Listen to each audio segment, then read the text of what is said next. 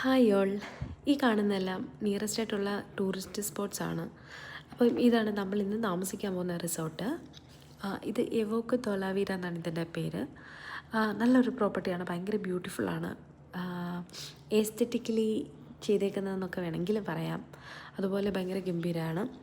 പിന്നെ റൂമിലെത്തി, അത്യാവശ്യം നല്ല വലിപ്പമുള്ള റൂമായിരുന്നു. സോ ഞങ്ങളതെല്ലാം നോക്കുകയാണ്. നല്ലൊരു ബാൽക്കണി ഉണ്ട്. ആ ബാൽക്കണിയിൽ നേരെ സ്വിമ്മിംഗ് പൂളും മറ്റ് കാര്യങ്ങളൊക്കെ കാണാൻ പറ്റും. നല്ലൊരു പീസ്ഫുള്ളായിട്ടുള്ളൊരു കാമായിട്ടുള്ളൊരു അറ്റ്മോസ്ഫിയറാണ്. പിന്നെ ഏട്ടൻ്റെ ബർത്ത്ഡേ ആയിരുന്നു, നമ്മൾ ഗിഫ്റ്റൊക്കെ കൊടുത്തു.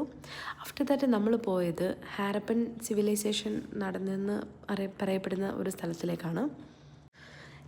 ഹാരപ്പൻ സിവിലൈസേഷനെ കുറിച്ച് പറയുമ്പം അത് വളരെ മുന്നേറ്റപരമായ ഒരു സംസ്കാരമായിരുന്നു.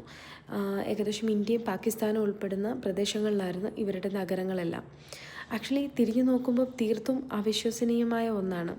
ബിക്കോസ് ഇവിടുത്തെ ആളുകളൊക്കെ ആ കാലഘട്ടത്തിൽ വളരെ ക്രമമായിട്ട് നഗരങ്ങളെല്ലാം പ്ലാൻ ചെയ്ത് സെറ്റ് ചെയ്തിരുന്നു എന്ന് പറയുന്നത് ഭയങ്കര ഒരു വലിയൊരു കാര്യമാണ്.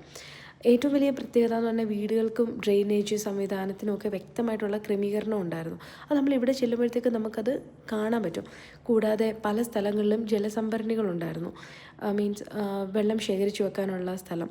കൃഷിയും വ്യാപാരവും എല്ലാം ഇവരുടെ പ്രധാന തൊഴിലായിരുന്നു. ഇവർ മുദ്രകൾ ഉപയോഗിച്ചിട്ട് വ്യാപാരം നടത്തിയിരുന്നു. അത് നമുക്കിവിടെ ഒരു മ്യൂസിയം ഉണ്ട്. ആ മ്യൂസിയത്തിൽ ചെന്നാൽ അതിൻ്റെയൊക്കെ പ്രൂഫ്സ് നമുക്ക് കാണാൻ പറ്റും. പിന്നെ വ്യത്യസ്തമായ ഒരു കാര്യം, ഇവരുടെ ലിപി ഇന്നും പൂർണ്ണമായിട്ട് വായിച്ചെടുക്കാൻ പറ്റാത്തതുകൊണ്ട് പല കാര്യങ്ങളും ഇന്നും രഹസ്യമാണ്. മീൻസ് നമുക്ക് കുറച്ച് കാര്യങ്ങൾ മാത്രമേ ഇവരെ പറ്റി അറിയുള്ളൂ.